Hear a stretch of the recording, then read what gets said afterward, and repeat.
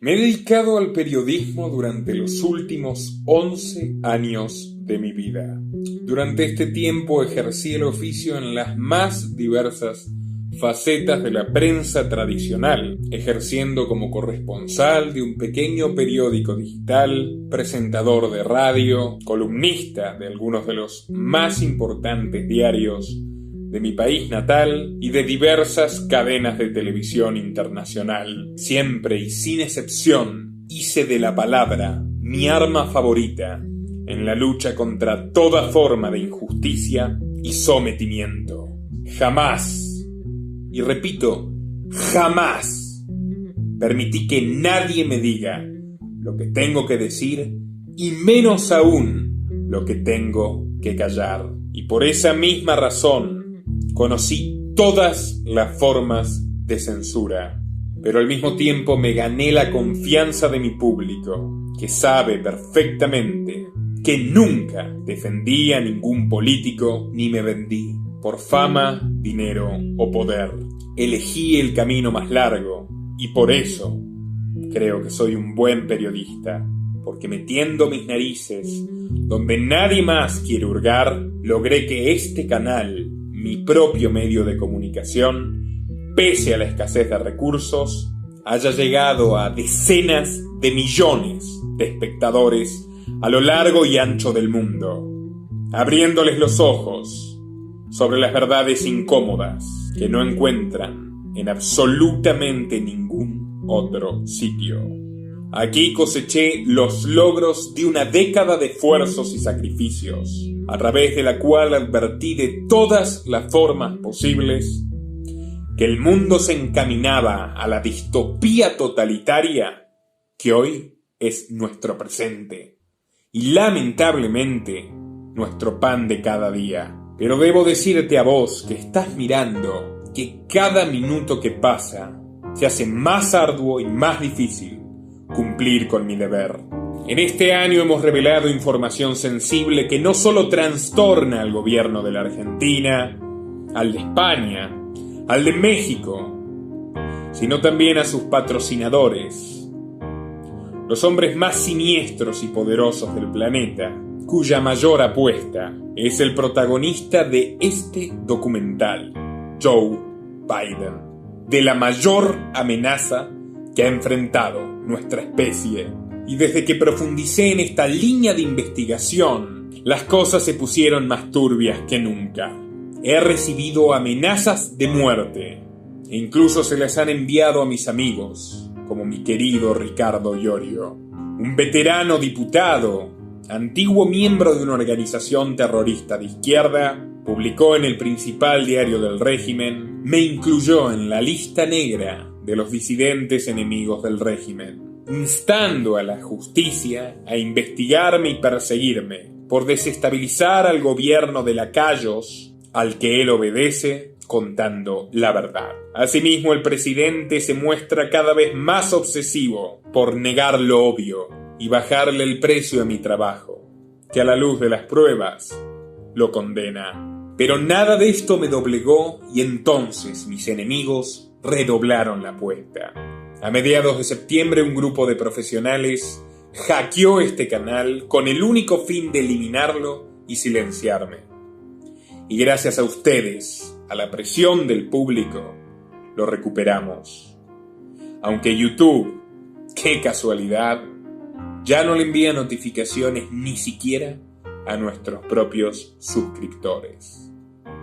Por esa misma razón te ruego que mires este documental hasta el último minuto y que al terminar comentes tus opiniones, des like y lo compartas a absolutamente todos tus conocidos. En WhatsApp, en Facebook, en Telegram, en Twitter y en absolutamente todas las redes que uses, porque es tu vida y tu libertad lo que está en juego, en manos de un señor de la guerra que ha llegado a donde llegó navegando un río de sangre inocente, derramada por él mismo y sus cómplices. Estamos hablando de un depredador sexual impiadoso que promete imponer el feminismo con las balas de los Marines de punta a punta del planeta, mientras sus propias víctimas son chantajeadas, extorsionadas, encarceladas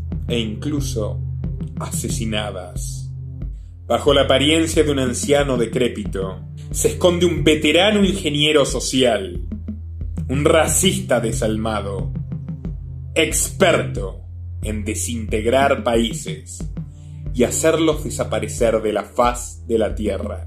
¿Te imaginas a México convertido en 5 repúblicas enfrentadas entre sí, como pasó en los Balcanes? ¿Te imaginas a la Argentina arrasada como Irak?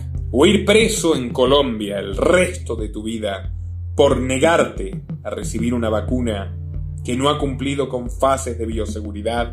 ¿Te imaginas que el feminismo radical que ya gobierna España, literalmente, te prohíba tener hijos?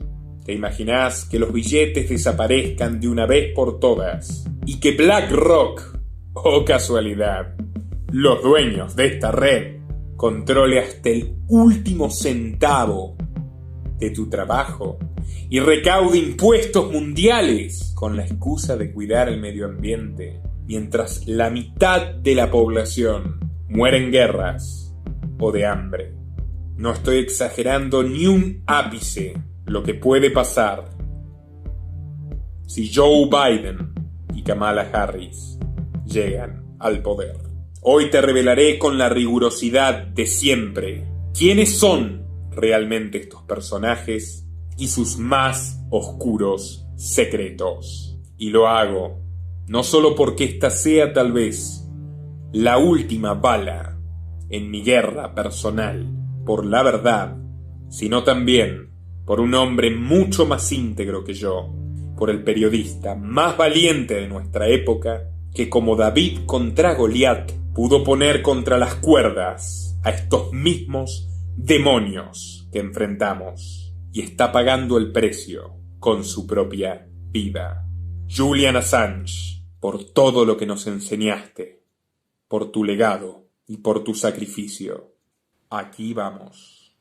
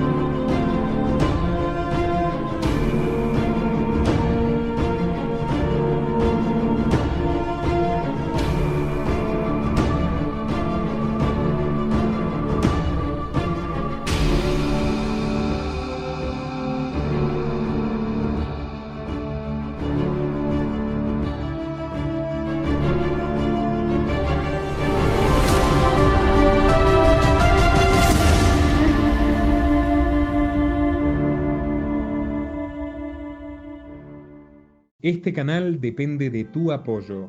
Para que siga siendo posible, por favor, entra al link de Patreon en la descripción o en el comentario destacado y realiza tu donativo desde tan solo $2 por mes. Desde Argentina, dona en pesos y con el medio de pago de tu preferencia a través de Mercado Pago. Nuestro hombre es el candidato a presidente de mayor edad de la historia de los Estados Unidos. Asimismo, según afirma la afamada consultora Gallup, Biden es uno de los postulantes más desconocidos de los últimos años, puesto que incluso sus propios seguidores lo recuerdan como vicepresidente de Barack Obama, pero ignoran completamente las acciones que llevó a cabo durante ese periodo o durante los 36 años previos en los que se desempeñó como senador por el estado de Delaware. Su biografía oficial intenta proyectar la imagen de un auténtico hombre de Estado que maduró su pensamiento a lo largo de los años y enfrentó con coraje y altura distintas tragedias familiares. Bueno, La única verdad de todo esto es que Biden definitivamente no puede caracterizarse como un hombre constante y no se ha mantenido fiel a absolutamente ninguna persona ni ningún principio, con la excepción, por supuesto, de su propio interés. A continuación, profundizaremos sobre el pasado de este camaleón, más astuto de lo que parece a primera vista y que por supuesto prefiere mantener en las sombras. Joseph Robinette Biden Jr. nació en Scranton, una pequeña ciudad del estado de Pensilvania, a fines de 1942. Fue el primogénito de un total de 4 hermanos, nacidos de la pareja del empresario quebrado Joseph Robinette Biden Sr. y la ama de casa de origen irlandés Catherine Finnegan Biden. La propia web de campaña de Joe recrea la atmósfera de un hogar de clase media trabajadora, pero esto es, ¿cómo decirlo?, falso. Su abuelo paterno Joseph H. era uno de los más prominentes empresarios petroleros de la costa este y le legó al padre de Joe una importantísima fortuna.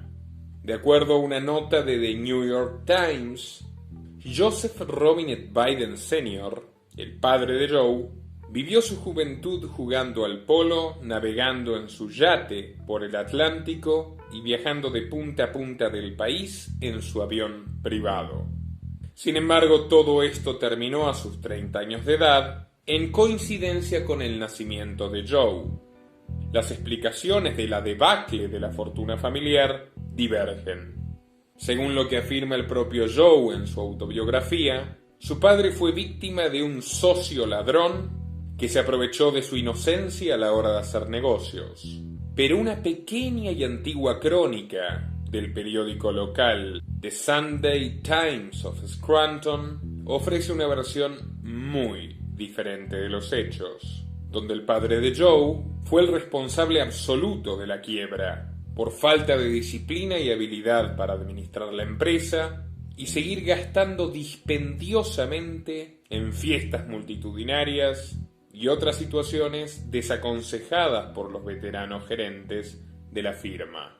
Así fue como una pujante empresa petrolera se extinguió en un momento de plena bonanza económica para los Estados Unidos, es decir, a finales de la década del 40, cuando la nación del norte se consolida como superpotencia. Más allá de cuál de las dos versiones sea la correcta, el caso es que la familia Biden terminó en la más absoluta ruina cuando Joe comenzó su etapa escolar, en un colegio de monjas. Todos los bienes de la familia fueron embargados, gracias a las deudas de su padre, y el matrimonio se vio obligado a refugiarse en un pequeño departamento que pertenecía a sus abuelos maternos, los Finnegan. La familia materna de Joe merece otro capítulo. Él la describe como unos esforzados irlandeses que llegaron a América impulsados por el sueño de vivir mejor trabajando duro. Pero nuevamente, el relato dista bastante de la realidad. En su propia autobiografía se contradice cuando narra que su bisabuelo materno, el ingeniero Edward Francis Blewitt, fue el primer descendiente de irlandeses en formar parte del Senado Estatal de Pensilvania, dando lugar a una modesta dinastía de funcionarios estatales que, lejos de trabajar duro, se aseguraron un salario pagado por los impuestos de quienes trabajaban de verdad. Pero por supuesto a Joe se le olvidó mencionar otros detalles. Y consultando el trabajo del historiador local Samuel Hudson, descubrí que su bisabuelo Edward no solo fue el pionero familiar en la política, sino también en el negocio del lobby y la corrupción. En 1903 su bisabuelo fundó la Edward F. Gold Company, una minera que se vio beneficiada por sus conexiones políticas que le permitieron explotar minas de oro y plata que pertenecían al estado de Montana. Y con esos beneficios se permitió fundar la primer logia masónica de Scranton, la Benévola Orden Protectora de los Alces, que más allá de este curioso nombre, era un pretexto para unir a los hombres blancos, demócratas y mayoritariamente supremacistas raciales del Estado, con el motivo de preservar la integridad racial de la comunidad y exterminar a anarquistas, sindicalistas, defensores de los derechos de los negros y de las mujeres. Una joyita. Y si ustedes creen que su bisnieto Joe rompió con esta tradición familiar, están muy equivocados. Pero momento, ya llegará la hora de que lo descubran. But I tell you, if you have a problem figuring out whether you're for me or Trump, then you ain't black. And you ain't black. Retomando el eje, a comienzos de la década del 50, Joe, de 8 años, vivía en el apartamento de sus abuelos maternos, hacinado junto a sus 3 hermanos menores y su madre angustiada. Allí sufrió los estragos del alcohol, puesto que sus abuelos, como la mayor parte de su familia materna, en sus propias palabras, padecían de este vicio, y mantenían acaloradas peleas incluso los días domingo, en los que todos asistían obligatoriamente a misa. Desde entonces Joe afirma mantener un firme desprecio por las sustancias psicoactivas, como si fuera culpa de la sustancia el comportamiento de la persona que la consume. Mal alumno en la escuela primaria, Joe afirma que era un niño tartamudo. Sin embargo, no existe ningún testigo o prueba de que esto fuera cierto, y algunos de sus críticos sostienen que es otra mentira con el fin de justificar el declive cognitivo que Joe enfrentó a partir de los 2 aneurismas que tuvo a sus 45 años de edad. En otras palabras, Joe no tartamudeaba ni tenía errores de pronunciación antes de ese incidente, y ahora pretende convencernos de que es un problema menor que afrontó toda su vida.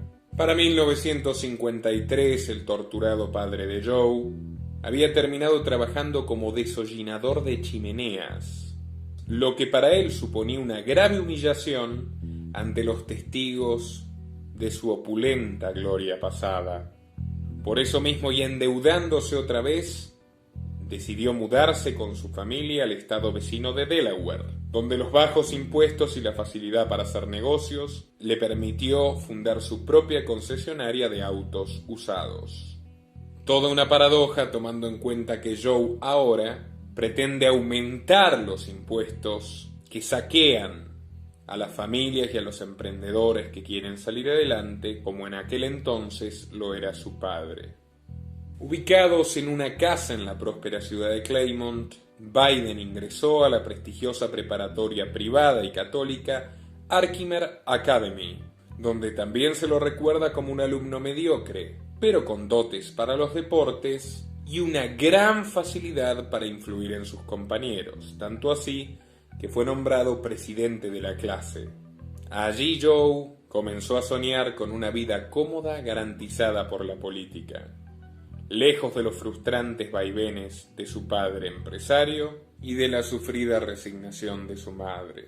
En 1960 ingresó a la Universidad de Delaware, donde 4 años más tarde obtendría un doble título en Historia y Ciencias Políticas, graduándose como el estudiante número 506 sobre un total de 688. Preocupado por conseguir un empleo público pronto, este joven universitario se abstuvo de afiliarse a ninguno de los 2 partidos, puesto que en sus propias palabras reduciría a la mitad sus chances de entrar en alguna administración pública. Pero en 1966, ya graduado a sus 24 años, le quedó claro que no haber participado de ninguna de las grandes movilizaciones políticas de aquellos tiempos le costaría un precio, y por tanto le rogó a su padre que le pagara una tercera carrera, la de Derecho. Pero su padre se negó a darle esta vía de escape al trabajo duro, y entonces lo salvó su novia, la joven profesora Nelia Hunter, perteneciente a una acaudalada familia tradicional de industriales protestantes. Gracias a ella logró ingresar a la Facultad de Abogacía de la Universidad de Siracusa, justo a tiempo para evitar ser reclutado por el ejército y enviado a la sangrienta guerra de Vietnam, sobre la que él jamás se había pronunciado. La familia de Neyla no quería que ella se case con, cito a Biden, un vagabundo católico charlatán. Pero definitivamente, esa última condición le fue útil para persuadir a su suegro, a quien convenció de que él, con tan solo 30 años, se convertiría en senador y tarde o temprano en presidente de los Estados Unidos. A los pocos meses terminaron casándose en las Bahamas, y lo cierto es que Joe le prestaba tan poca atención a sus estudios que tan solo en el primer año de la carrera de Derecho fue sorprendido plagiando flagrantemente un famoso estudio de legislación comparada, del cual robó 5 páginas para un trabajo propio. Según el Washington Post, estuvo al borde de ser expulsado, pero por influencia de su suegro, que era donante de la institución, reprobó el curso pero pudo finalizar la carrera.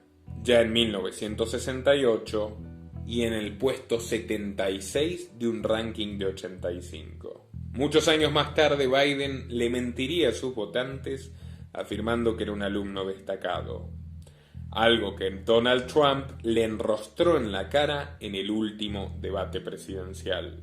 Newsweek says Biden actually went to school on a half scholarship, ended up near the bottom of his class, and won only 1 degree, not 3. So you said you went to Delaware State, but you forgot the name of your college. You didn't go to Delaware State. You graduated either the lowest or almost the lowest in your class. Don't ever use the word smart with me.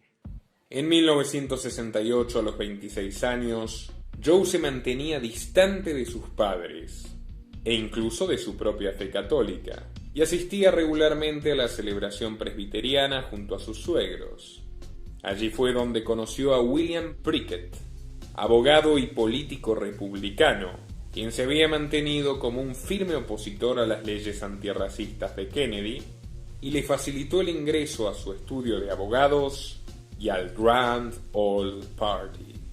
Biden participó junto a su jefe de la campaña a la gobernación del republicano Patterson, esperando ser recompensado con un pequeño puesto en la administración.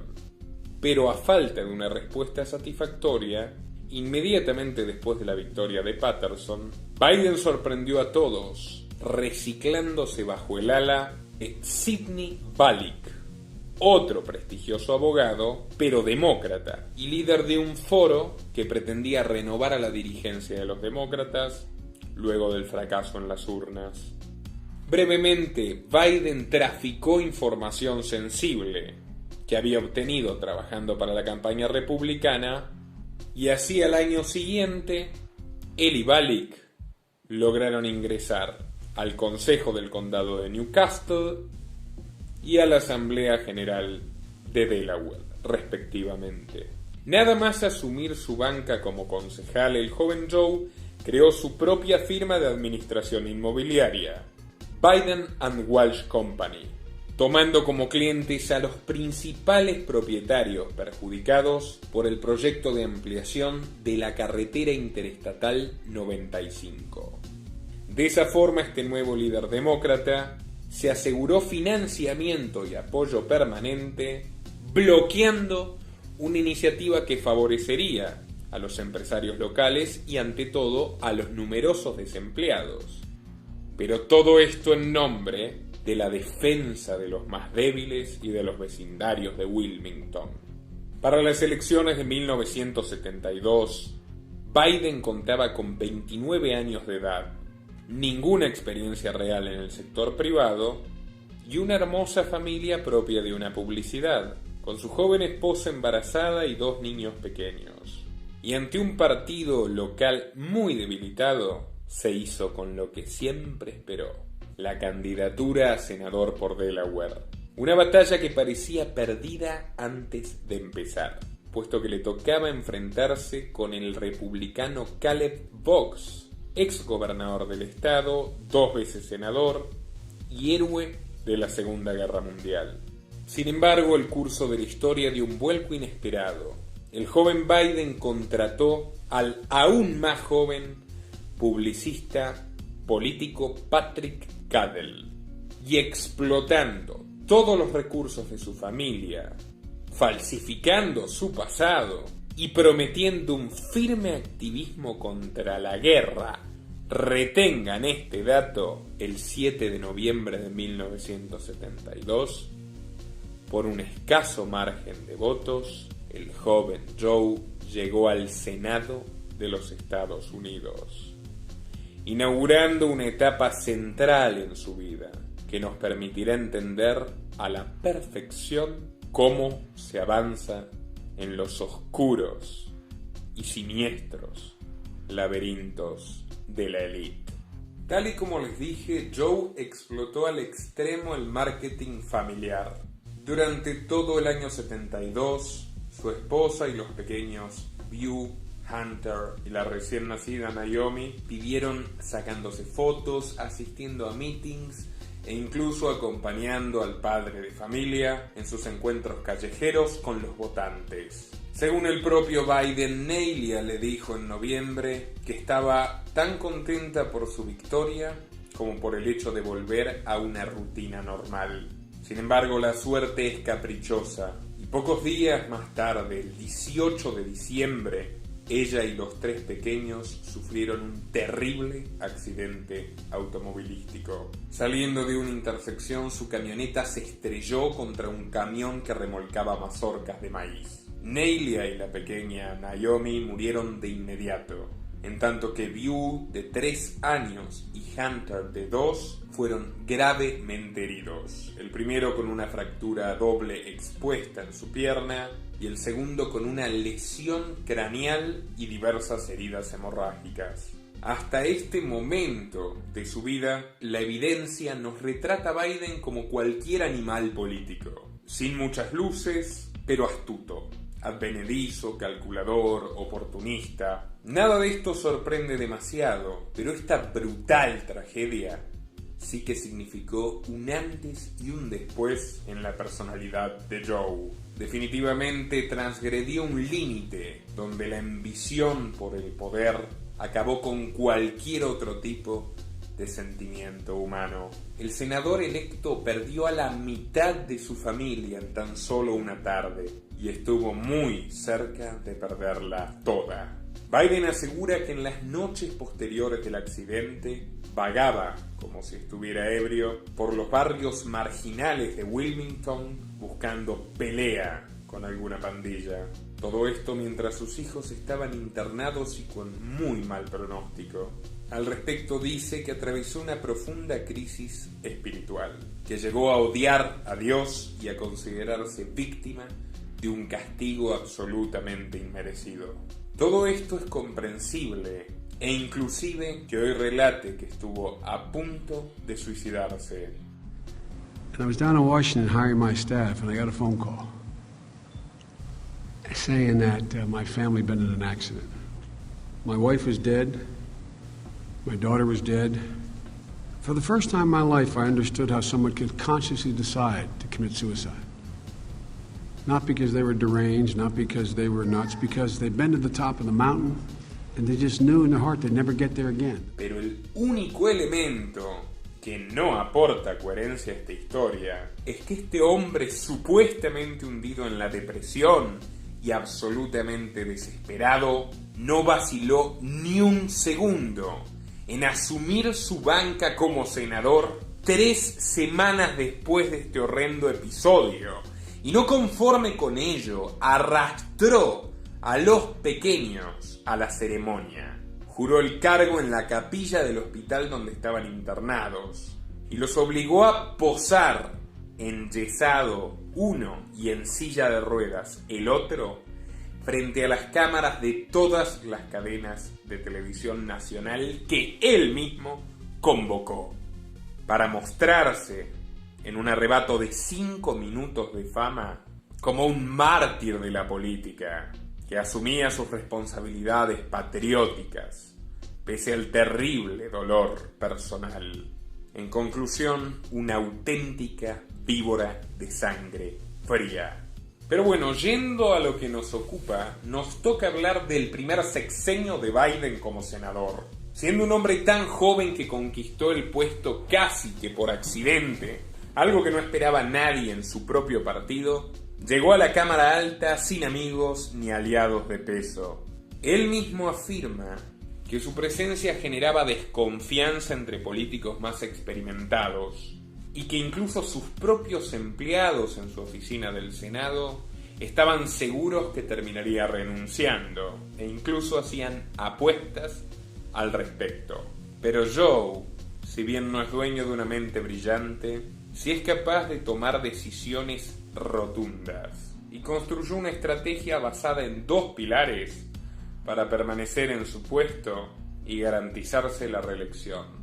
El primer pilar consistió en ganarse la confianza de la mayor cantidad de votantes posibles, sea como sea. Y en ese sentido, votó numerosas veces para aumentar las ayudas a los desempleados, los subsidios a los pobres, etc. Pero al mismo tiempo se negó una y otra vez, y sostuvo esta postura a lo largo de todos sus años como senador, a cambiar el régimen especial de Delaware para las empresas, que algunos de sus pares demócratas consideraban abusivas y diseñadas para las mafias, los evasores fiscales e incluso una competencia desleal contra el resto de los estados de la Unión. Entonces Biden tomó la cómoda postura de favorecer un mayor gasto por parte del gobierno federal, pero asegurarse de que Delaware siga cobrando impuestos bajos para obtener mayores inversiones, lo cual lo congraciaba tanto con los habitantes del estado como con las grandes corporaciones que se instalan allí, que son la mayoría de las más poderosas en Estados Unidos. Pero hasta aquí no hay nada especialmente polémico, salvo que ahora en 2020 propone justo lo contrario. ¿A quién creerle? Poor kids are just as bright and just as talented as white kids. Wealthy kids. Poor kids are just as bright and just as talented as white kids. Pero si seguimos la lista de sus acciones legislativas en esta dirección, descubriremos que Joe Biden, el mismo Joe Biden que hace campaña abrazado a su antiguo jefe, Barack Obama, se convirtió en un paladín de la discriminación contra los niños negros. Tal como lo oyen. Ese anciano que hoy acusa a Donald Trump de ser un nazi trasnochado, tiene una larga trayectoria como supremacista blanco, que lo llevó incluso a ser elogiado por el mismísimo líder de la secta de asesinos del Ku Klux Klan. Pese a que en su campaña electoral del año 71 Biden había apoyado la integración de estudiantes afroamericanos y estudiantes blancos, ya en el Senado sorprendió a absolutamente todos, aliándose al ultraderechista republicano Jesse Helms. Ambos impulsaron la revocación del título 6 de la Ley de Derechos Civiles de Kennedy. Siendo más claros, Biden buscó por todos los medios eliminar los autobuses escolares que compartían niños negros y niños blancos, luego los gastos federales para garantizar escuelas mixtas e incluso defendió que los niños negros tenían que ir únicamente a escuelas para negros que queden cerca de sus casas y mantenerse lejos del resto de los ciudadanos. Un fascista en toda regla. Podría decirse que Biden le hizo honor a los orígenes esclavistas de su partido, pero lo cierto es que esta fue una acción verdaderamente demagógica y transgresora, luego de que los demócratas asumieran la bandera de la defensa de los derechos raciales. Entonces este joven muchacho trabó amistad y se granjeó la simpatía de todos los senadores sureños, tanto demócratas como republicanos, que en su mayoría, por cierto, le doblaban la edad, pero que con su experiencia y sus posiciones de privilegio en distintas comisiones, lo cobijaron e integraron rápidamente al club de los senadores más influyentes. Got a real dilemma, Mr. President. I can't go every day, can I? Which you like better, these or these? Joe, they're the same. They capture different moods. Joe, I need some focus here. Comes in there during aviator time, thinks everything... I'm sorry, what's that? I said, Mr. President, that you had to be practical. And look, you can drive again, you're going to need a license. You love sports, why don't you volunteer to work for one of the teams around here? Este canal depende de tu apoyo. Para que siga siendo posible, por favor, entra al link de Patreon en la descripción o en el comentario destacado y realiza tu donativo desde tan solo $2 por mes.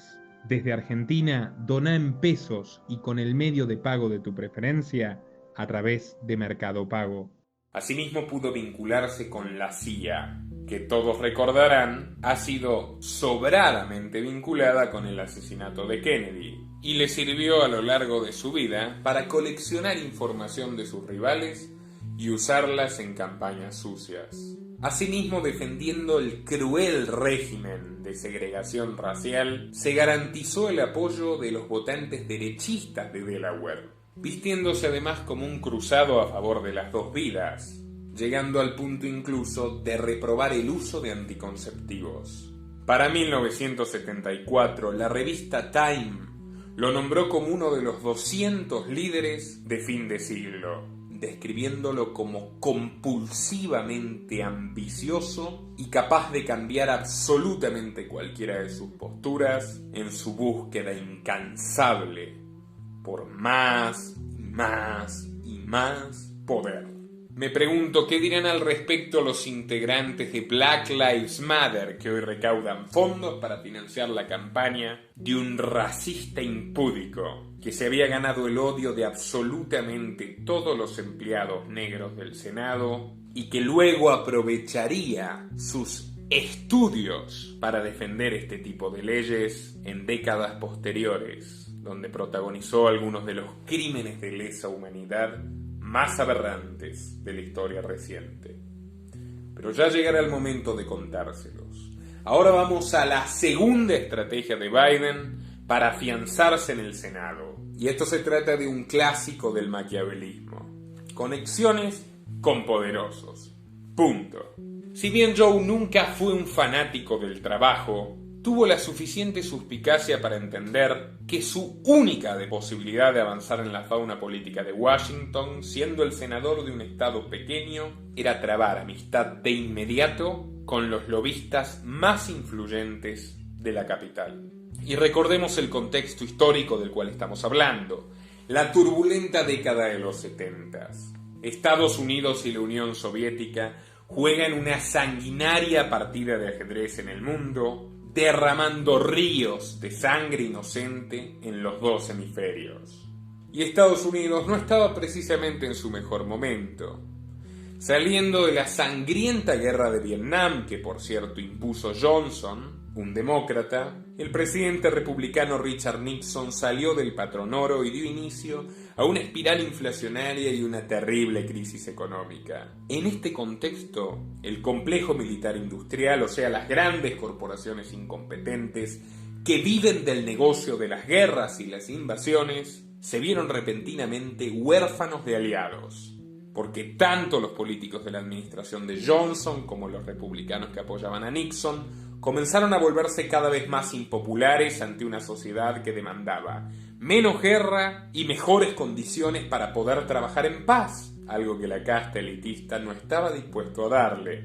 Y fue entonces cuando Biden dijo: si yo tengo garantizados a mis votantes de Delaware, ¿qué otra cosa me importa? Y tocó la puerta del secretario de Estado de Nixon, un hombre incluso más poderoso que el propio presidente y que perduró incluso después de su destitución: Henry Kissinger. Well, the fortunate thing is I didn't have many larger contributors, and the only reason... See, I went to the big guys for the money.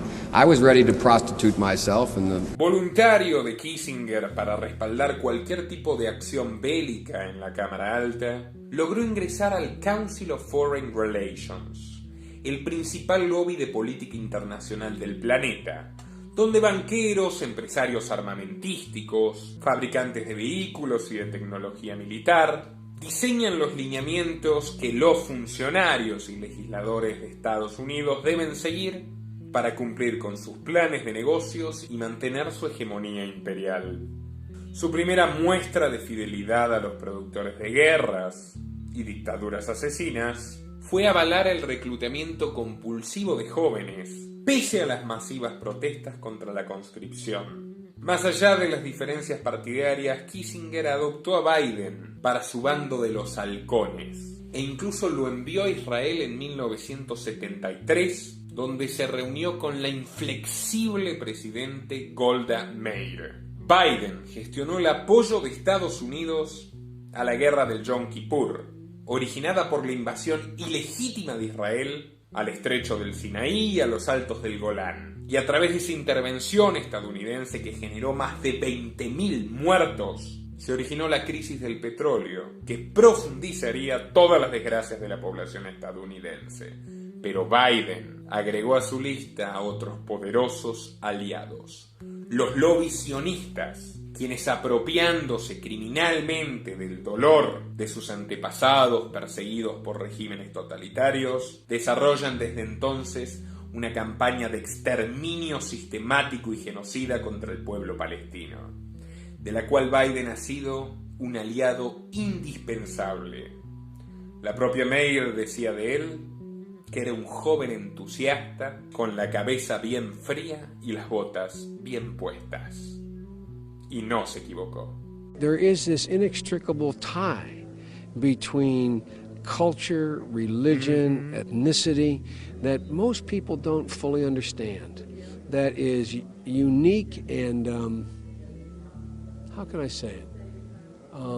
So strong with Jews worldwide. There is a, I mean, you know, I used to say early on when I was a kid, I'd say, when I was a young senator, I'd say, if I were a Jew, I'd be a Zionist. I am a Zionist. You don't have to be a Jew to be a Zionist. Según demuestra el archivo Kissinger de Wikileaks, o sea, documentos oficiales desclasificados, Biden pertenecía a un selecto grupo de legisladores de ambos partidos que estaban presentes en todas las operaciones turbias de Estados Unidos en los 70s, incluso en aquellas que deben considerarse ilegales y que se llevaron adelante sin la aprobación del Congreso.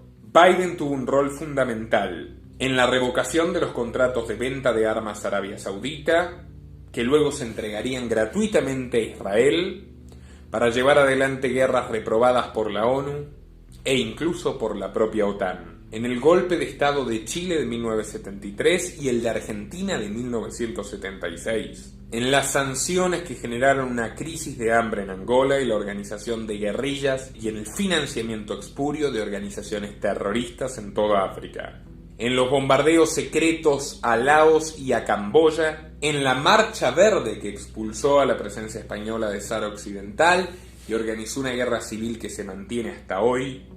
Y todo esto en el transcurso de 5 años. Al presentarse a su primera reelección como senador, Biden ya no era tan joven, ni pobre, ni desconocido. Con 36 años de edad, en 1978, ya tenía una nueva esposa, la sumisa y obediente Jill, encargada de cuidar a 2 niños que crecieron sin mamá y sin la más mínima muestra de amor paterno.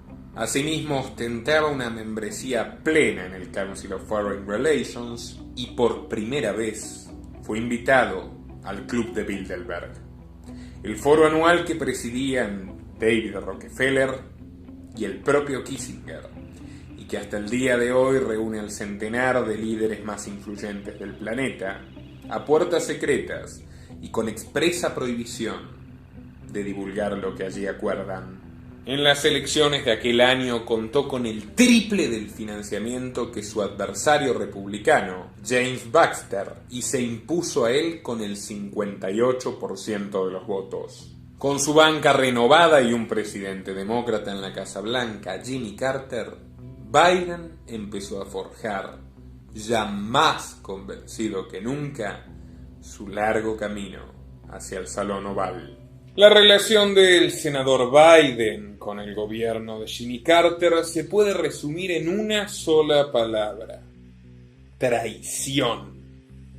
No solo Carter heredó una economía ruinosa, en gran medida por los delirios agresivos que llevaron adelante Kissinger y su aliado Biden en Oriente Medio, sino que tuvo que enfrentarse precisamente a los mismos autores del desastre.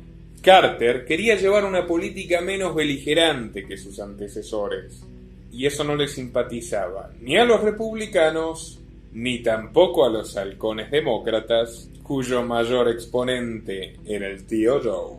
Hábilmente, el senador Biden convenció al mandatario de avanzar en un nuevo tratado para restringir la carrera armamentística nuclear con la Unión Soviética, el SALT II. La propuesta de Biden consistía en diseñarlo íntegramente y llevar a cabo las negociaciones, de modo que el esfuerzo del gobierno sea mínimo y el rédito absoluto. El ingenuo Jimmy aceptó de buena gana, pero sin la suficiente astucia de indagar por qué un sujeto como Biden se comportaría de forma tan generosa. Lo cierto es que Biden ya integraba oficialmente el Comité de Relaciones Exteriores del Senado, donde tenían información privilegiada de que la Unión Soviética avanzaría en una invasión a Afganistán. Entonces, a la hora en la que Biden se sentó junto al canciller soviético, Andrei Gromyko, todos, menos el presidente, sabían que se trataba de un gran error para los Estados Unidos. A los pocos meses, Carter se vio nuevamente humillado ante el pueblo estadounidense, teniendo que retirar él mismo el acuerdo que había promocionado como el comienzo de una paz mundial duradera. En palabras del prestigioso politólogo Joseph Nye, acababa de suicidarse la presidencia más frágil de la historia americana reciente. A cambio de sus oficios, Biden fue recompensado por sus amigos republicanos y por otros demócratas amigos de la guerra, ocupando el lugar número 2 en el poderoso Comité de Asuntos Judiciales del Senado y convirtiéndose en interlocutor de la Cámara Alta con la OTAN. Ese mismo año, en 1981, nació su última hija, Ashley, la única con su segunda esposa, Jill. Y cabe destacar que sus jóvenes niños, Beau y Hunter, no solo padecían por la ausencia de su madre muerta y la de su padre, que se pasaba la vida en Washington, sino que fueron severamente educados y se los condenó desde muy temprano al deber de formar parte del ejército y arriesgar sus vidas solo para propiciarle a su padre, que pudo evitar esa trágica suerte, otro beneficio político. 30 años más tarde, el eterno candidato, una vez más, borró con el codo lo que había escrito con la mano, pretendiendo convencernos de que era un padre abnegado y sensible, que viajaba 3 horas diarias por tren a su ciudad natal. Pero en aquellos momentos, sin embargo, se jactaba ante la prensa de dormir de lunes a lunes en su oficina. La década del 80 comenzó con el estrepitoso fracaso de Carter en su intento de reelección ante el republicano Ronald Reagan, un exponente de la renovación que se propuso desde el día 1 acabar a como dé lugar con la amenaza comunista. En sintonía con ese nuevo viraje de la administración nacional, Biden trazó una alianza estratégica con el entonces diputado republicano John McCain, quien más tarde se convertiría en uno de los mejores amigos de su vida. I'm a Democrat.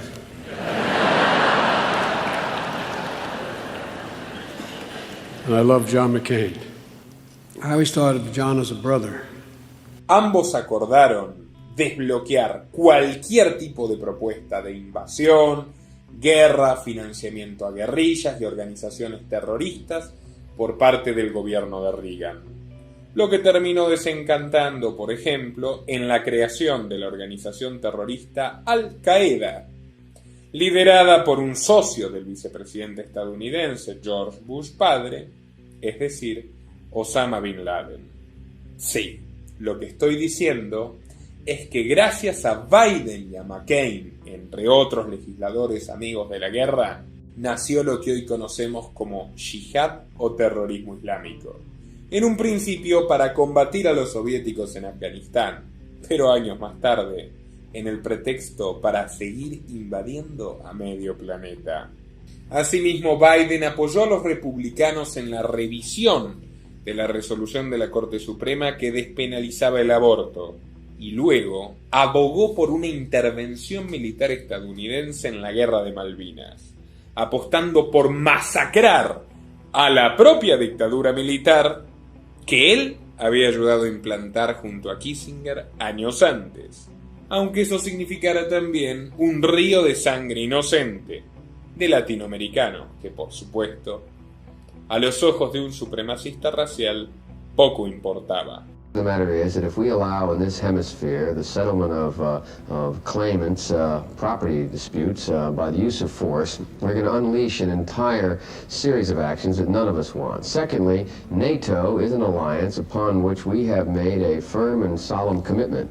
And it's clear that the Argentinians are the aggressor, it's clear the British are right, and it should be clear to the whole world where the United States stands. Unió fuerzas una vez más con su histórico aliado, el criptonazi Jesse Helms, en la implementación de sanciones que terminaron de estrangular y hundir en la indigencia a muchos países africanos que no se sometían a las imposiciones de la presidencia Reagan. Exultante por la fidelidad de su amigo, Helms declaró al medio estatal norteamericano Radio Martí que Biden era un progresista con pelotas, un hombre más duro que republicanos como Kissinger y que ponía por encima los intereses de la nación a los de su propio partido. Para 1984, el presidente Reagan, que gozaba de una gran popularidad, estrechó su mano en cámara y lo nombró uno de los mejores senadores de los Estados Unidos.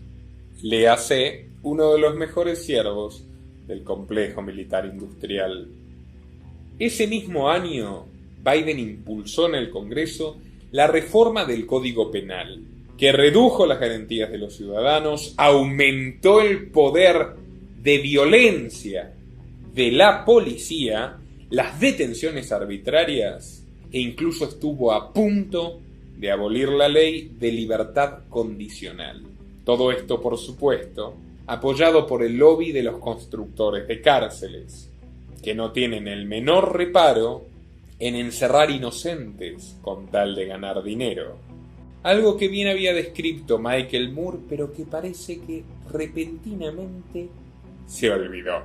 Una enmienda de Biden a esta ley permite hasta el día de hoy que el gobierno estadounidense confisque y usurpe las propiedades y el dinero de los acusados, incluso sin una sentencia firme, lo que debilita su posibilidad de pagar una defensa, empobrece a sus familias y en muchos casos precipita una sentencia injusta.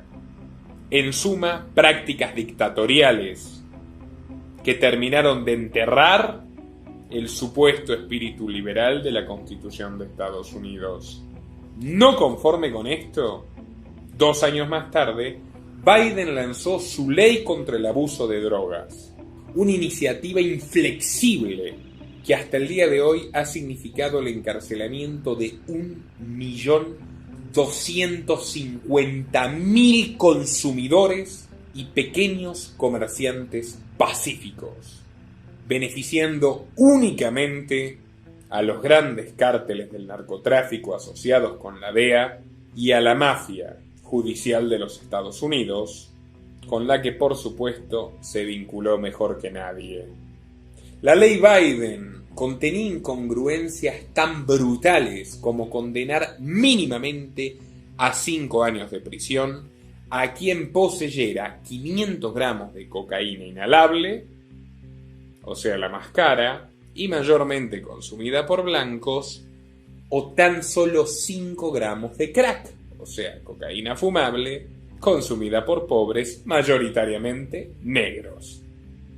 Una instancia racista dentro de una ley totalitaria que solo sirvió para aumentar la delincuencia y fortalecer al crimen organizado mientras se destruyó de por vida a cientos de miles de inocentes que murieron en las cárceles o están muriendo en este mismo momento.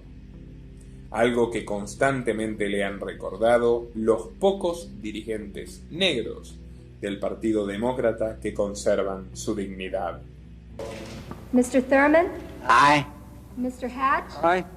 Mr. Simpson? Aye. Mr. Grassley? Aye. Mr. Spector? No. Mr. Humphrey? Mr. Biden? No. Nuevamente victorioso, Biden incursionó en su tercer mandato consecutivo como senador de Delaware frente a candidatos republicanos débiles puestos a propósito para facilitarle su reelección. A esas alturas era más querido por Reagan que por su propio partido, pero al mismo tiempo se le temía por contar con una agenda propia que incluía conexiones con todo el mundo, incluyendo al Likud de Israel y a la nobleza británica.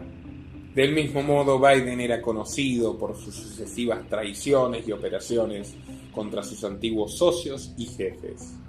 Pero pese o gracias a esta deplorable condición, se hizo con la presidencia del Comité Judicial del Senado en enero de 1987. Con 45 años de edad y rebosando de confianza en sí mismo, se lanzó a conquistar su sueño más ambicioso. El 7 de junio de ese mismo año, en la estación de tren de Wilmington, lanzó públicamente su carrera para la postulación presidencial demócrata en las elecciones del año siguiente. Como era de esperarse, su campaña fue, por robo descarado, la mejor financiada de todas. Contó con aportes de la industria armamentística, de los banqueros del Club de Bilderberg, del mismísimo David Rockefeller en persona e incluso de aportantes históricos del Partido Republicano como los hermanos Koch y el jovencísimo millonario Bill Gates, que acababa de constituir la sede de Microsoft en el estado de Delaware. Como jefe de campaña convocó otra vez a Patrick Cadell, quien ya era el encuestador más cotizado de los Estados Unidos y se desempeñaba como gerente de marketing de Coca-Cola.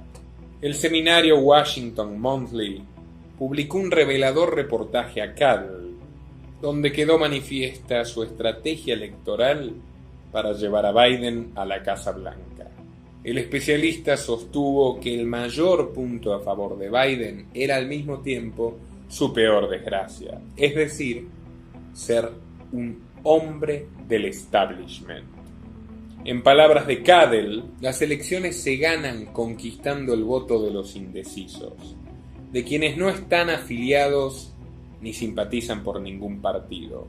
Y un personaje como Biden, que viene desde las entrañas de las instituciones y los manejos más turbios que se negocian entre los dos partidos, es particularmente antipático para los independientes. En consecuencia, Biden se vio forzado a disimular un personaje que nada tenía que ver con él. Y ya sabemos que la mentira y la tergiversación son palabras fundamentales en su diccionario cotidiano. Siguiendo esta reflexión, Biden se propuso disfrazar su racismo, condenando a Reagan por apoyar al régimen del apartheid en Sudáfrica, pese a que él mismo había propiciado el apartheid en los Estados Unidos. También juró ante el público que él había participado de las movilizaciones por los derechos de los negros, y fue inmediatamente desmentido por el mismísimo hijo de Martin Luther King. Redobló la apuesta plagiando un discurso de John Fitzgerald Kennedy, una figura antagónica y opuesta a todo lo que Joe representaba. Y no conforme con eso, también plagió un párrafo entero de un discurso de Robert Kennedy, el difunto hermano del difunto presidente.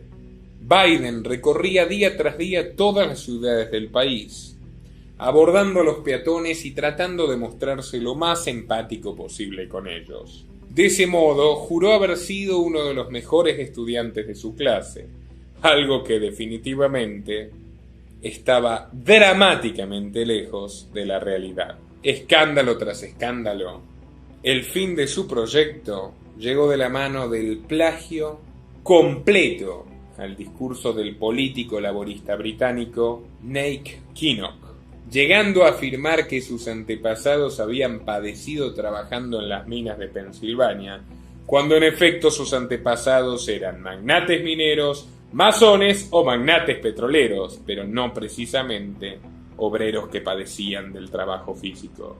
Why is it that my wife, who's sitting out there in the audience, is the first in her family to ever go to college? Why is Gladys the first woman in her family, in 1,000 generations, to be able to get to university? My ancestors who worked in the coal mines in northeast Pennsylvania and come up after 12 hours and play football. 8 hours underground, and then come up and play football. Para sus rivales, en especial para el gobernador de Massachusetts, Michael Dukakis, fue extremadamente sencillo destruir sus aspiraciones presidenciales a fuerza de archivos. Y para septiembre del 87, Biden compareció a las cámaras nervioso y enojado, comunicando que abandonaba la carrera presidencial por culpa de las operaciones en su contra que habían exagerado sus errores pasados, como por ejemplo el fraude en la Universidad de Derecho. Este hombre volaba muy alto y cayó muy fuerte. Podría decirse que tuvo una cucharada de su propia medicina. Unos meses después, en febrero de 1988, Biden estaba al borde de la locura, ferozmente deprimido y víctima de ataques de pánico que incluso, según algunas lenguas suspicaces, lo habían llevado a alucinar con su esposa muerta. En esas condiciones sufrió 2 aneurismas cerebrales que lo llevaron al borde de la muerte. Y desde entonces, Joe Biden no volvió a ser la misma persona. 1988 fue un año bisagra en la biografía de Joe Biden. Quienes le conocen afirman que si bien siempre tuvo un carácter fuerte, la precipitada debacle de su campaña presidencial lo convirtió en un hombre deliberadamente hostil, agresivo, que gritaba en lugar de hablar, y estaba tan frustrado y tan furioso que delegó todas las negociaciones clave de su gestión en el Comité Judicial del Senado a asistentes y senadores de menor rango. Tenía 45 años de edad, una relación distante con su esposa y sus 3 hijos, recluidos en Delaware bajo la estricta supervisión de su hermano Frank, quien a su vez comenzaba a darle más dolores de cabeza por su alcoholismo y el uso irresponsable del dinero que Biden le enviaba desde Washington. A mediados de febrero, Joe comenzó a sentir un persistente dolor en el cuello, que con el paso de los días se terminó convirtiendo en parálisis. Y una tarde, trabajando en su despacho, sintió, con terror, que ya no era capaz de formular una frase coherente, y al querer escribir un mensaje de ayuda, apenas pudo esbozar garabatos inentendibles. Se llama afasia, y fue el segundo aviso, casi fatal, de 2 aneurismas, uno hemorrágico, que estuvieron al borde de matarlo. El senador se desmayó, sus asistentes llamaron a una ambulancia y fue internado de inmediato en el Centro Médico Militar Walter Reed, donde Trump fue recientemente ingresado por el coronavirus. El cuadro de Biden era gravísimo. Se sometió a una cirugía de alto riesgo, en la cual a su vez sufrió un aneurisma pulmonar, y el parte médico indicaba un altísimo grado de posibilidades de sufrir un deterioro cognitivo y motriz a consecuencia de este suceso. A la luz de los hechos, ni su supuesto tartamudeo infantil, ni ninguna otra de las explicaciones que él intenta dar ahora, explican mejor el penoso espectáculo de este veterano político ante las cámaras. This is my little sister, Valerie, and I'm Jill's husband. Oh, no, you switched on me. This is my wife, this is my sister. I'm Jill Biden's husband, and I work for Cedric Richmond. Look me over. If you like what you see, help out. If not, vote for the other guy. Give me a look, though, okay? We choose truth over facts. I'm beginning to see why your wife left you. Wait. It's self-evident. All men and women created by go. You know the thing. and she never yields. Mr. Vice President, your opponent in this election, President Trump, has made your mental state a campaign topic. And when asked in June if you'd been tested for cognitive decline, you've responded that you're constantly tested in effect because you're in situations like this on the campaign trail. But please clarify specifically, have you taken a cognitive test? No, I haven't taken a test. Why the hell would I take a test? Come on, man. That's like saying before you got in this program, if you take a test where you're taking cocaine or not, what do you think, huh? Before you got in this program, if you take a test where you're taking cocaine or not, what do you think, huh? To President Trump, who brags about his tests and makes your mental state an issue for voters. Well, if he can't figure out the difference between an elephant and a lion, I don't know what the hell he's talking about. Did you watch that? Look, come on, man. I know you're trying to goad me, but I mean, I'm so forward looking to have an opportunity to sit with the president or stand with the president in debates. There can be plenty of time. And by the way, as I joke with him, I shouldn't say it. I'm going to say something I probably shouldn't say. Anyway, I am very willing to let the American public judge my physical and mental my physical as well as my mental fitness. My physical as well as my mental fitness. We should be making those masks. We should be moving on those ventilators. We can do that. Why doesn't he just act like a president? That's a stupid way to say it. You know, Donald Trump was asked on... Sorry. Go ahead. No, probably best I don't. I just can't figure the guy. It's like watching a yo-yo. I shouldn't have said it that way. It's like watching... It feels that way. I want to ask... I tell you what, I'm so darn proud. And those poor people who have lost, anyway. Durante 7 meses permaneció internado, negándose insistentemente a renunciar a su banca y a ser reemplazado en el comité judicial. Según sus propias memorias, prácticamente no habló con nadie y se pasaba los días y las noches mirando el techo de su habitación y reflexionando sobre su futuro político. Al recibir el alta, Biden redujo al mínimo sus intervenciones públicas. Nunca fue el mejor de los oradores, pero desde entonces quedó impedido de poder hilvanar un discurso coherente, sin olvidos o errores garrafales. Por primera vez en su vida adulta, Biden dejó de soñar con la presidencia y comenzó a relajarse en sus labores, compartiendo fiestas con lobistas que antes lo visitaban solo en privado, y vinculándose incluso con nuevas figuras polémicas que rodeaban a la élite demócrata, como el joven proxeneta Jeffrey Epstein.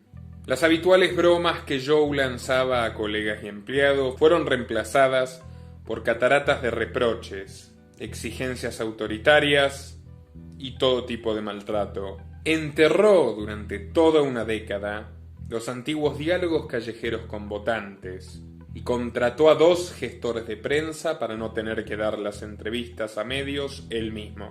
Biden se volvió más introvertido, pero también más desinhibido. Asumió que nunca podría trascender del Congreso y que por tanto le había llegado la hora de disfrutar de su absoluta falta de frenos morales e inhibitorios y divertirse cínica y sádicamente al no tener que rendirle cuentas a nadie. La caída del muro de Berlín y la posterior disolución de la Unión Soviética encendieron las alarmas entre sus antiguos patrocinadores de la industria militar. Y por eso mismo Biden y su íntimo amigo, el republicano McCain, se propusieron como voluntarios para mantener encendida y aceitada la maquinaria de la muerte.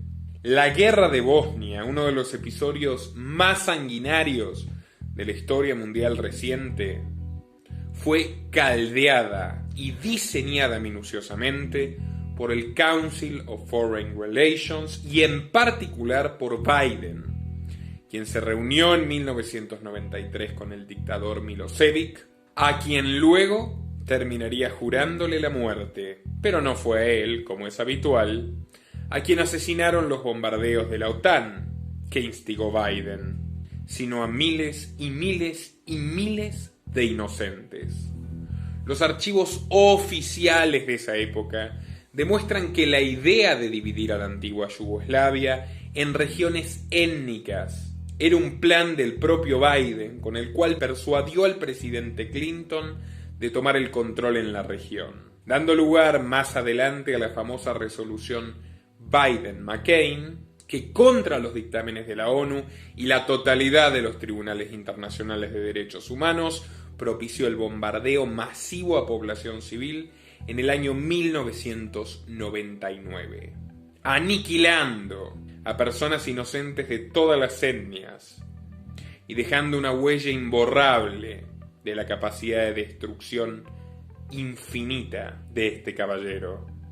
Todo esto fue recompensado con su ascenso dentro del Comité de Relaciones Exteriores del Senado, que pocos años después terminaría presidiendo. Ahora permítanme contarles otros episodios relevantes del protagonista de esta historia durante la era dorada de los Clinton. Una de sus primeras y más polémicas acciones fue promover activamente la prohibición a homosexuales para formar parte de las Fuerzas Armadas estadounidenses y la expulsión de quienes ya las integraran. Poco más tarde reciclada en la famosa normativa No Tell, No Ask.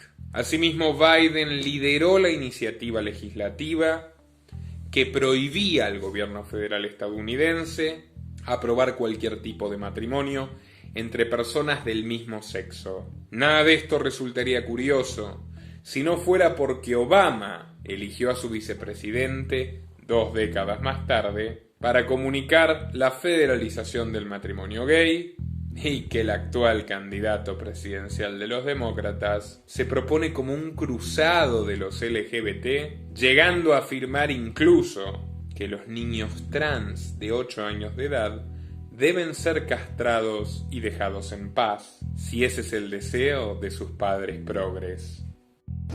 The idea that an 8-year-old child or a 10-year-old child decides, I decided I want to be transgender. That's what I think I'd like to be. It'll make my life a lot easier. There should be zero discrimination. And what's happening is too many transgender women of color are being murdered. De supremacista blanco a estrella de Black Lives Matter, de homófobo recalcitrante a héroe rosa. ¿Cuántas son las facetas de este siniestro camaleón que pretende convertirse en amo y señor de nuestros destinos? Convertido en un alfil de la presidencia de Clinton, en 1994 lanzó la ley penal más violenta de la historia de Estados Unidos. La organización no gubernamental The Innocence Project resume las consecuencias de esta famosa ley Biden en la triplicación de detenciones de estadounidenses, lo que a la larga causó que Estados Unidos sea el país con la mayor cantidad de población encarcelada de la historia de la humanidad, no solo cuadruplicando a los prisioneros de la dictadura comunista china, sino ganándole en proporción a los regímenes de Hitler y Stalin. Todo esto gracias al aumento de las penas, la incorporación de todo tipo de delitos sin víctimas y contravenciones que facilitan el encarcelamiento de las personas e incluso la pena capital. Porque sí, gracias a Biden, cientos de inocentes fueron condenados a muerte, pese a que ahora jure y perjure que nunca fue su intención, que fue un simple error de criterio.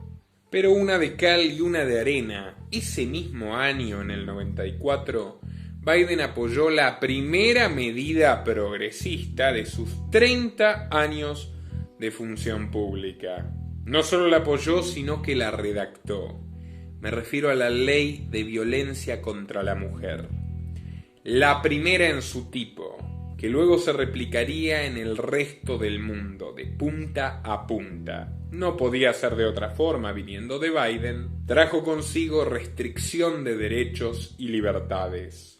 Con activo patrocinio y supervisión de la Fundación Soros, que ya era clave en la construcción del poder de la pareja Clinton, Biden le puso su firma a un proyecto profundamente liberticida y autoritario, que fomenta la denuncia falsa contra hombres inocentes, declarándolos culpables antes de que se demuestre lo contrario. Al revés que lo que dictan todas las constituciones de Occidente, empezando por la norteamericana. Destruir a las familias para favorecer el control de natalidad. Crear una guerra de los sexos anacrónica y sin ninguna otra explicación que blindar a las élites que oprimen a hombres y mujeres por igual. Y convertir a las mujeres en esclavas de la burocracia institucional. Estos son los únicos objetivos de la legislación feminista radical que inauguró curiosamente un hombre de la más rancia derecha del establishment del imperio. En palabras del propio Biden, esta ley es la que más lo enorgullece de todas sus iniciativas legislativas.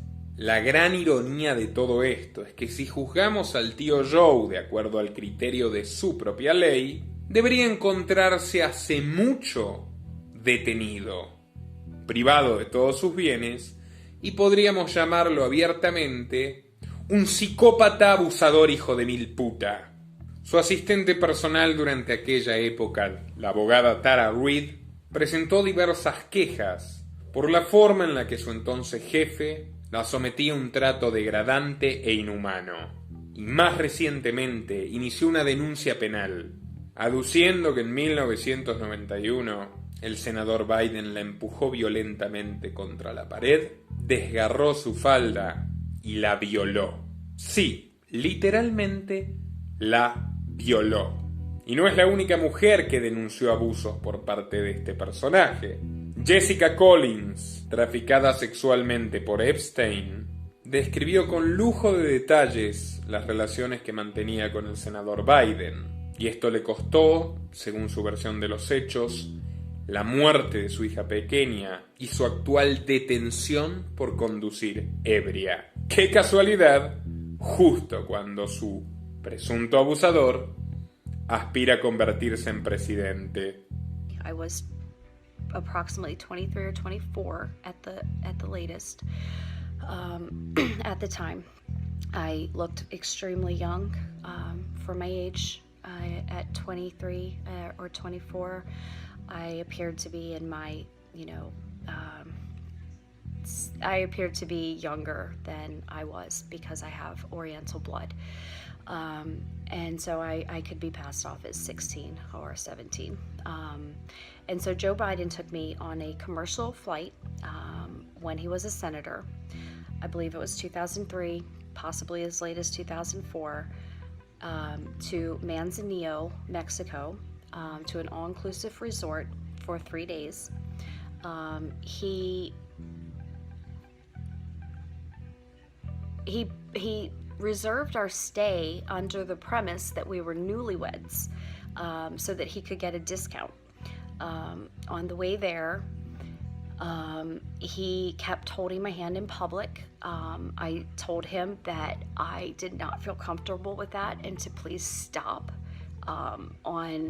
While we were at the resort, it was his time, so I had to obey whatever his desires and wishes were.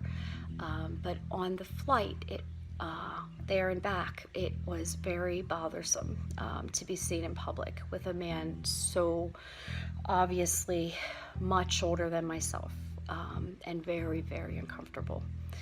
And so I requested that he stop, and he would not stop. He kept doing it. He did it on the flight back, and he told me verbatim, "Good luck getting back without a passport." He didn't pay me at that time. He tried to leave me in Mexico. I've also lived in New Mexico. So he tried to leave me in Mexico and told me, he said, good luck getting back without a passport, because I didn't have a passport at all. And so the flight was commercial. It was a smaller airplane. We were sitting together. That was one of the places where he was holding my hand, and I was really disturbed by it and asked him to stop because I considered the travel time my time and not his paid time. At the time, I had a Bank of America bank account. That was some of the information that True News gathered from me. Bank of America, under the name Jessica Lee, Leigh Collins. The flight to Manzanillo, I believe there was a connecting flight in Texas. So there would be flight records for Jessica Collins in the year 2003 to the final destination of Manzanillo, Mexico. Once I returned home, I changed my flight. The counter girls at the airline were nice enough to help me. And even though he tried to leave me, they helped me get back. He still had not paid me as promised. And so I called him, and he did agree to send the funds. It was around $2,000. It was 2,000 some odd hundred. And I believe, from the best of my recollection, that was transferred into my bank account, my Bank of America bank account. At the time, I went by Taylor of DC. That was basically my first, middle, and last name, Taylor of DC. And so my email account at the time was taylorofdc@gmail.com. I also had one at hushmail.com. But because Hushmail was so difficult to utilize, I was given the beta version of Google Voice. I was invited by somebody who's high up in Google now, at Apple specifically. I have a lot more information that I shared, but what I'm doing is needing to use the resources that I have that are being made extremely difficult. Internet going down, and so the reason that I'm doing these videos this way in piecemeal is in order to get the upload. But I think giving the information to the public may safeguard it. There may be people that want to get to the truth too, and so rather than let True News have all this information, I had originally thought they might be using the information to blackmail the individuals that I've implicated. But upon thinking about it this very morning, I realized that what they've shown in the past is that they will destroy the evidence. So that could very well be the reason for gathering my witness testimony, refusing to give me, as promised, the taped copies. And so the only thing I can think is to recreate my testimony and distribute it to the public so that anybody out there who finds this, and so it can safeguard it and keep them from destroying it. Son de público conocimiento las innumerables situaciones públicas en las que Biden realizó repugnantes tocamientos a niños y niñas. And to get hot, I got hairy legs that turn blonde in the sun. And the kids used to come up and reach in the pool and rub my leg down so it was straight, and then watch the hair come back up again. They'd look at it. So I learned about roaches. I learned about kids jumping on my lap. And I've loved kids jumping on my lap. Hey, are you bored yet? Beautiful granddaughters like you guys, and guess what? Your granddaughters are even better than daughters, you know why? Right over, the kids come on over here, okay? You ready? Okay. Watch out, that guy following you. Long day, a lot of walking. Don't tell me what you're doing. Thank you. Thank you.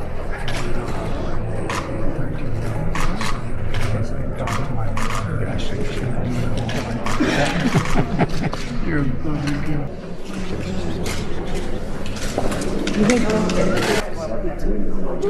are you, a senior? Do you know what my dad used to say? His granddaughters have one important job. Take care of the pop. Y todo esto en medio de polémicas que vinculan a su hermano James a la propiedad de una isla más que cercana a la de su viejo amigo Jeffrey. A su vez, desde el Senado, Biden lideró la defensa del presidente Clinton en el escándalo Lewinsky, tratando de mitómana a la becaria y diciendo primero que Clinton era acusado falsamente y luego de que se demostró que Clinton había mentido, que esto no tenía relevancia para la nación. Su lealtad al nefasto Bill y al nuevo mecenas George Soros le valió generosos nombramientos de sus hijos Hunter y Bew en la administración pública nacional, y a su vez le permitió blindar en 1999 a su desastroso hermano Frank, que en una ensoñación etílica y manejando un Jaguar alquilado con el dinero de Joe, atropelló por diversión a Michael Albano, padre soltero que resultó asesinado por el delirium tremens del hermano de Biden, que se salvó de la cárcel y de pagar la indemnización de $1 millón que la justicia determinó para sus huérfanos. Los huérfanos de Albano suplicaron a Joe Biden que colabore con el pago de la sentencia, pero este se negó una y otra vez. ¿Qué más podíamos esperar de él? Y señores, este ha sido tan solo un resumen de las primeras 3 décadas de Joe Biden en el mundo de la política. Pero en la segunda entrega trataremos asuntos de mucho mayor importancia y actualidad. Su desempeño en las guerras de Irak y Afganistán, su vicepresidencia, clave en el diseño de la gestión Obama por parte de los lobbies más siniestros, su vínculo directo con la pandemia que nos tiene a todos encerrados, sus nexos con China, la corrupción familiar y otro sinfín de episodios sanguinarios y siniestros. Todo esto acompañado de la maniobra fraudulenta con la cual pretende garantizarse el triunfo en las elecciones y el rol de Kamala Harris, una vicepresidenta que tiene todas las chances de reemplazar a este diabólico ángel de la muerte. Por todas estas razones, por favor, suscríbanse a nuestro canal dando clic a la campanita de activar todas las notificaciones. Comenten este video y compártanlo a absolutamente todos sus conocidos. Y repito, atentos a la segunda parte, que es mucho, pero mucho más impactante aún. Agradecemos también que colaboren económicamente con nuestro proyecto para poder seguir haciéndolo posible. Y nos vemos muy pronto con el resto de las verdades que el poder quiere ocultarte. Este canal depende de tu apoyo. Para que siga siendo posible, por favor, entra al link de Patreon en la descripción o en el comentario destacado y realiza tu donativo desde tan solo $2 por mes. Desde Argentina, dona en pesos y con el medio de pago de tu preferencia a través de Mercado Pago.